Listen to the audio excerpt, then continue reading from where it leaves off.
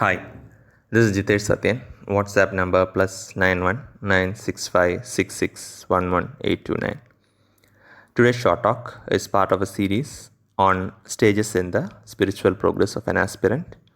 We'll cover the following as part of this series: 10 bulls of Zen based on pictures of Kakwan, 10 ox herding in Zen based on pictures of Subun, the elephant path in Mahamudra tradition, Saptolasa or 7 stages in Parashuramakalpa Sutra, general progress stages in Hinduism, Christianity, and Buddhism, Tantric Devatas for stage progress with Tantra.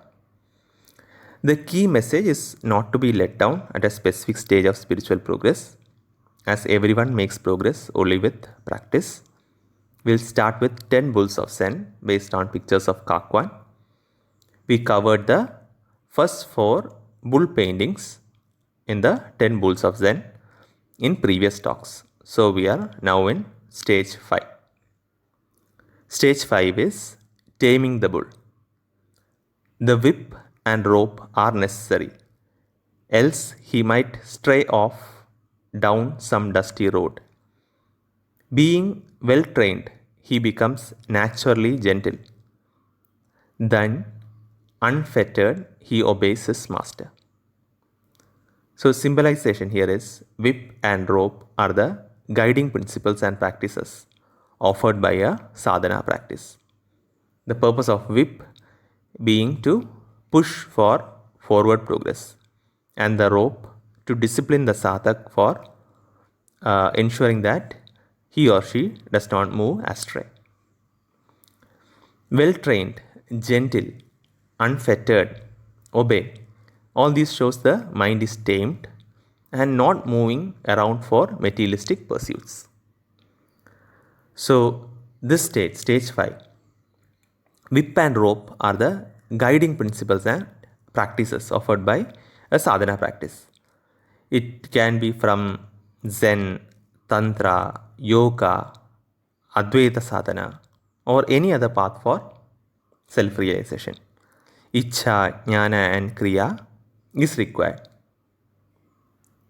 Ichha is being a mumukshu or strong desire for liberation. Jnana is getting the required knowledge from Guru.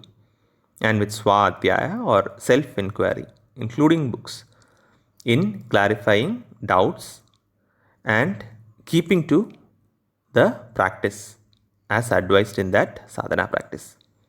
Knowledge alone does not give experience. Even Vedanta has sadhana. So, sadhanas in the prescribed path helps to overcome the resistance to change. Sadhana is to be followed to train the energy within to achieve the experience of continuous one-pointed focus. The right use of whip and rope clears doubts, prevents movement of energy astray, and leads to a focused mind that can experience self. So that is the stage 5. Now stage 6, riding the bull home. Mounting the bull, slowly I returned homeward. The voice of my flute intones through the evening. Measuring with hand beats the pulsating harmony, I direct the endless rhythm. Whoever hears this melody will join me. Voice of flute, pulsating harmony, endless rhythm and melody. All this corresponds to words radiating energy and acts of a person who has tamed the mind and is able to use it to dwell in the inner self. So, this stage 6, the aspirant is able to mount the bull. The mind and the self are now in rhythm, and the aspirant now dwells in inner self. The words, radiating energy, and acts of such a person is so powerful that many follow this transformed person.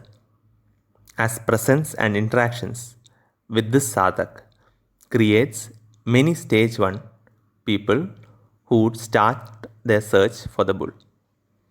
This is brought out in the words, whoever hears this melody will join me. The person is in perfect rhythm and harmony, which attracts many followers. So we covered stage 5, taming the bull, and stage 6, riding the bull home. Thanks for listening.